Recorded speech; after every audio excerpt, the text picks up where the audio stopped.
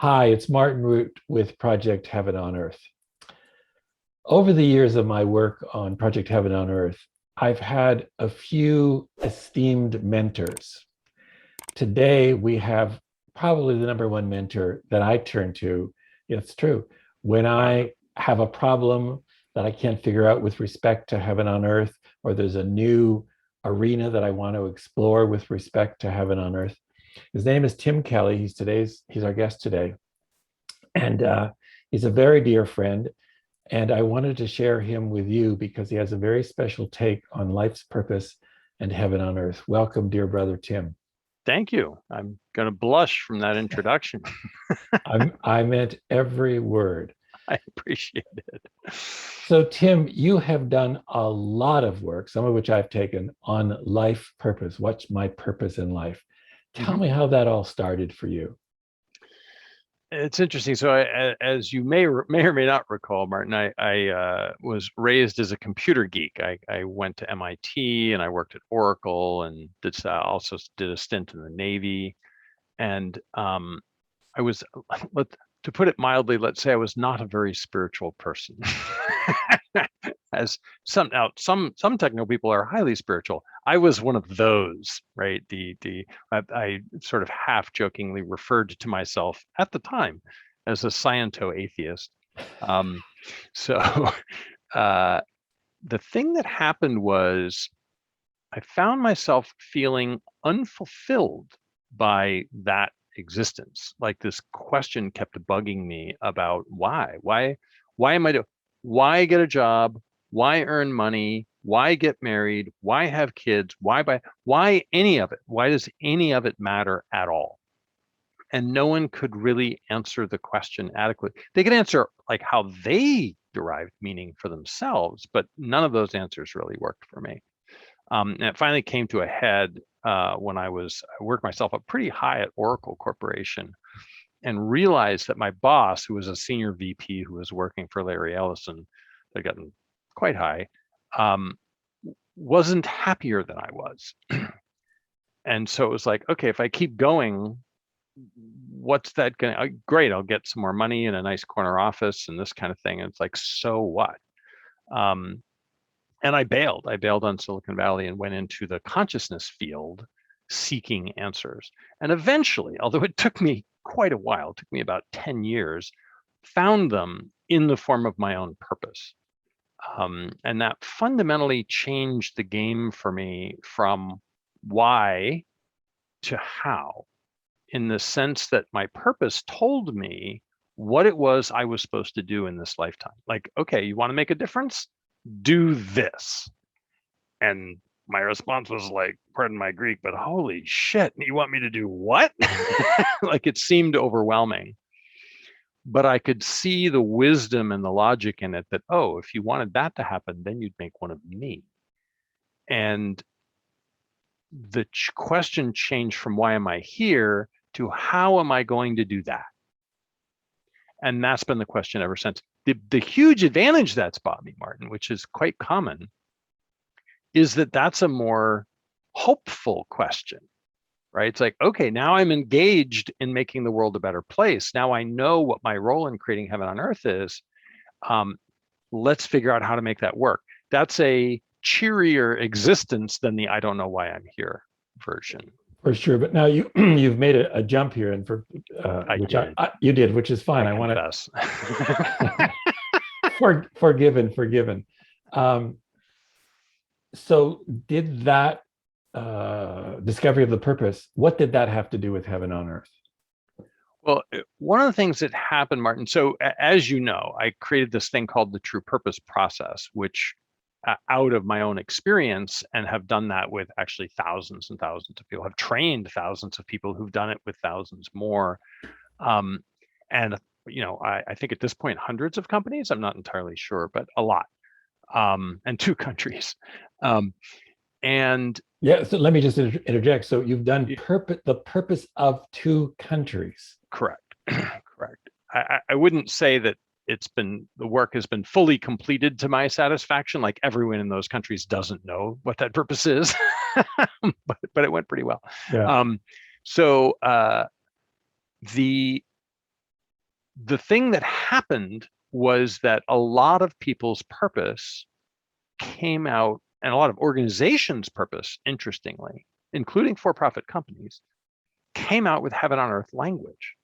It just kept showing up over and over and over Independent again. of you, right? You didn't Yes. tell them. No, I don't suggest language when I'm helping people find their purpose. They discover. The purpose comes from their own unconscious. It's derived internally. And the same is true with the organization. And when they discover that it's heaven on earth, what's their reaction? Well, they would like me, they would feel somewhat overwhelmed at first and then inspired and engaged. That's the typical process that happens. You can recall for yourself, right? At first it's like, and then sort of leaning in. Yeah. And the language came up over and over and over again, including for the True Purpose Institute, my own purpose, a bunch of companies, including companies in all sorts of disparate industries, like the oil industry and healthcare. I mean, it was just very interesting to see. Now it's by no means, it's not like 70% of people's purpose has heaven on earth language in it. It's a much smaller percentage than that, but it was really consistent and kept happening. And so my conclusion from that, which you won't be entirely surprised by, is that there's a project to create heaven on earth, and a whole bunch of us are called to participate in that project. And I think part of your work, Martin, has been sort of revealing and advertising that that project exists. Yep. Right. And you and I know that we didn't create that. Something else created it, and we're called to it. And that's a very important, because Tim did not even know about me, I don't think, right? When heaven on earth began to arise. That was independent of me, which is an important fact, because I think this meme, this thought form called heaven on earth, is showing up. That's right. It's arising from, I mean, depending on who you are, the collective unconscious, God, spirit, whatever you want to, or the integral people would say that the evolutionary impulse, right? So depending on how you want to frame it, the evolutionary impulse is the heaven on earth impulse is coming out in the collective through individual people and organizations. Correct. Yeah, trying to create itself, inviting us to participate in that. That's a beautiful way to say it. A beautiful way to say it. It's really we showing up. So what then is, so we've got purpose, we've got heaven on earth. Talk about the connection between the two now, why you see that's part of the evolutionary impulse. I mean, that really is the question. Yeah. It's a good term. Yeah. So what seems to be the case is that if someone gets their purpose really, really clear, particularly using the methods that I use where we're probing into the unconscious rather than the person sort of manufacturing a purpose, if you will,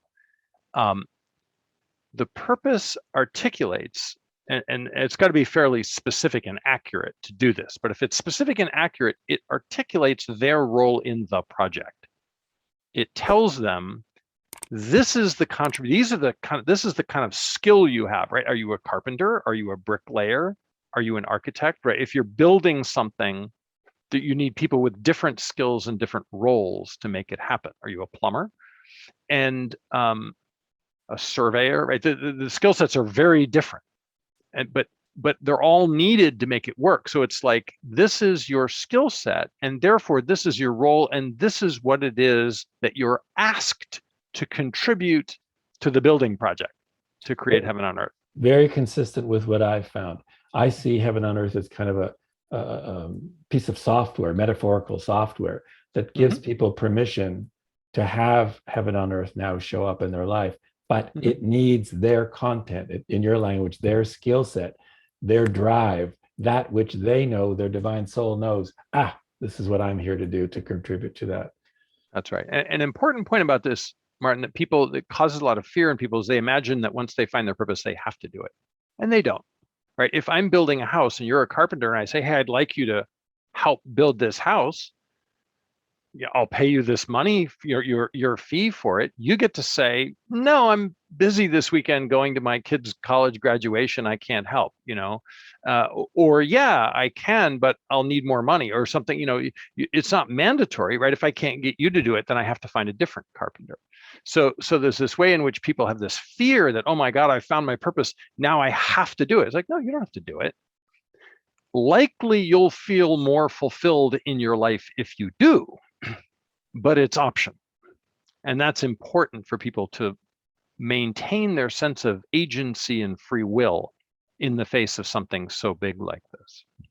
That's beautifully said. And I completely agree with you. You have the choice to do this or not, because that really is choice. Choice is yes, you can, or no, you can't. Once you know both are fine, then you can choose from whatever is true for you. That's right. Now, the interesting loss of free will is if you don't know you're a carpenter, then you can't choose to participate. Which gets back to your work with helping. That's right. Me because in order to have the option, you have to know what your role is. And then in the light of that to say, oh, I want to do that. I don't want to do that. Right. But most people are still groping, trying to figure out what it is. They can feel there's something deeper that they're being asked to do, but they don't know precisely what it is. And their fear stops them from revealing it to themselves. Tell me how you then deal with the fear in people. Yeah, this was an important thing. Most purpose processes I've encountered don't deal with fear directly. A few do, but most don't. And I found that to be a real important thing in this process, because if I'm afraid of my purpose, it will be very difficult to get it really clear. And most psychologically healthy human beings have mixed feelings about their purpose. They may not be consciously aware of that.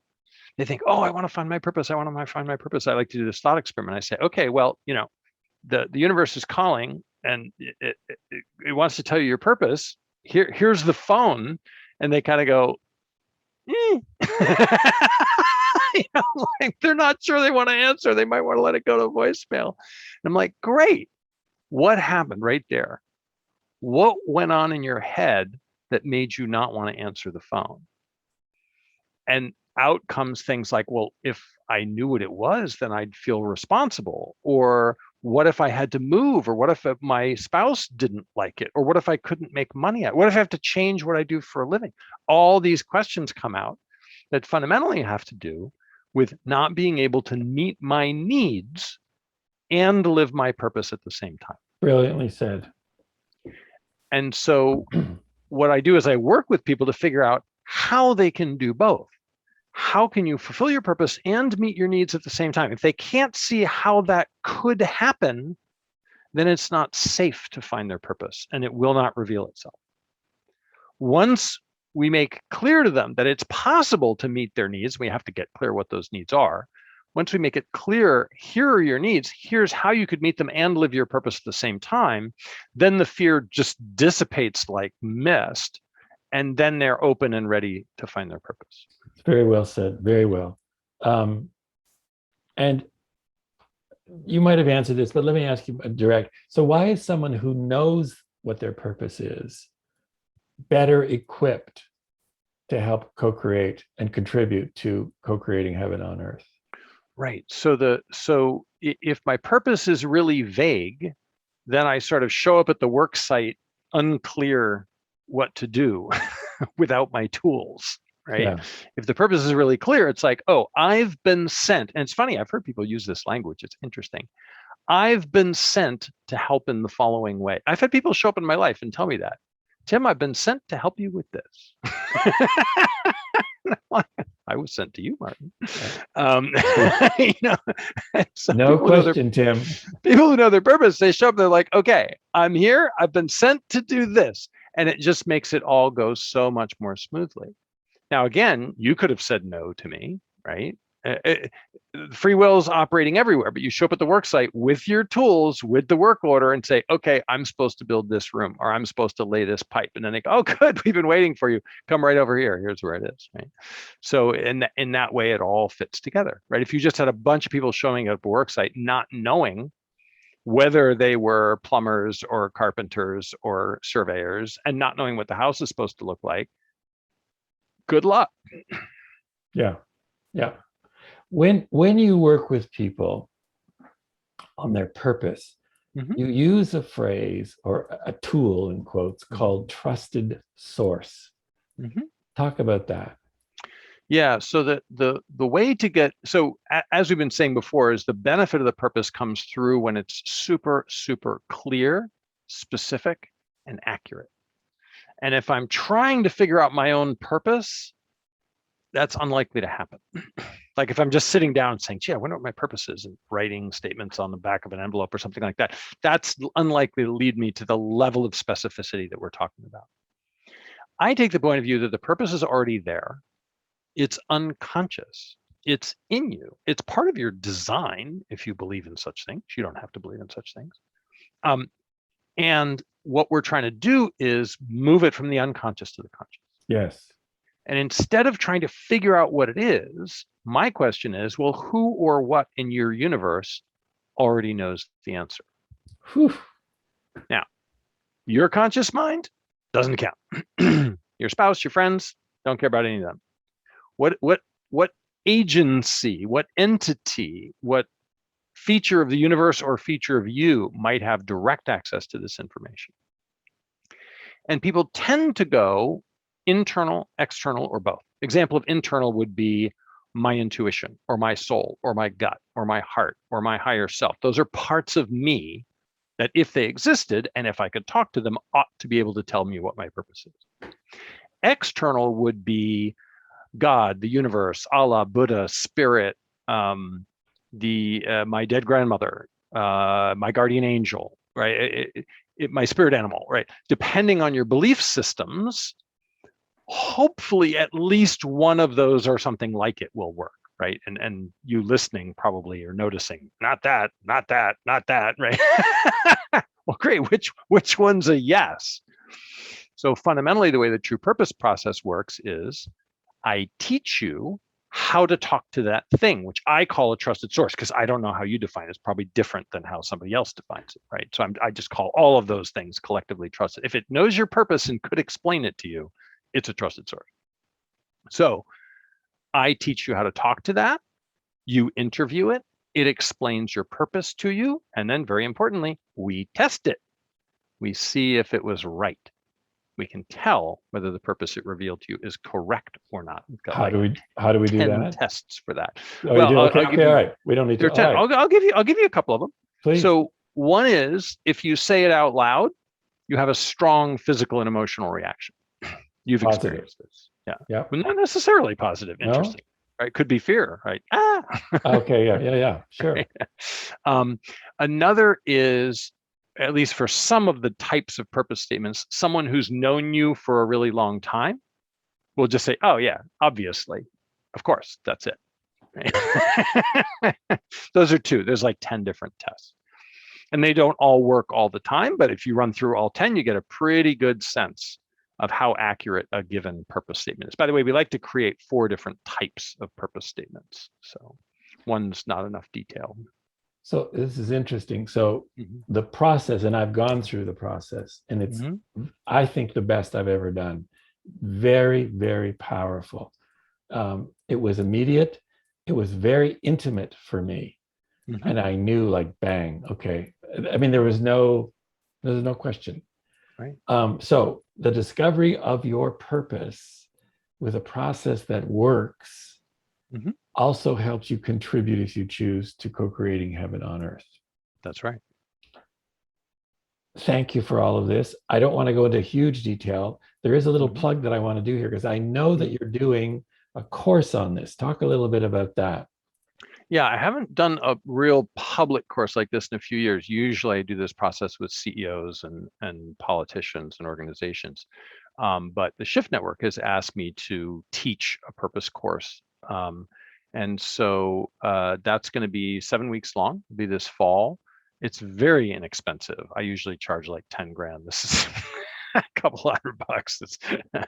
They have a very different pricing model than I do. And it works, Martin, it works about 90% of the time, including I've done it with other folks at the Shift Network in these large scale settings. And so we have trained coaches, we have an online community, we've got all this support for people to help them. They get to work in small groups. All this help to get their purpose as clear as we can. And so with all that support, it tends to be about 90% successful in that 7-week course. Which is a huge, huge success rate. I mean, it's fabulous. And again, I've done it. I've had other people do it. It works. How can people find out more information? You're going to do a... I'll give you a link, and Stephen Dine and I, the CEO of the Shift Network, will describe that course and the process in much more detail. I think it's on September 11th. We'll get into a lot more detail about that then. Okay, we'll put all that up on this interview. Tim, any final words? Well, as always, I love our little chats, Martin. You and I, whenever we talk, we're comparing our purposes and the strategy and the plan for co-creating heaven on earth. That's like our thing. And I'm delighted. I'm really grateful to you for all of your work in this area. I think you've really made that term socially acceptable to talk about, which makes it easier for my clients when they get a purpose that has that language in it to tell people about it. Thank you, Tim. So thank you. Thank you. And thank you for being, a mentor. As I said at the beginning of this interview, he's the guy that I go to when I'm struggling with what's the next level. I know about this, I know about that, but I don't know about this. And then I always walk away going, wow, wow, wow, wow. So well worth it. We'll put the stuff up here. Tim, thanks so very much. Thank you for being a heaven maker. Thank you. Thank you for being a heaven on earth project leader. Thanks, Tim.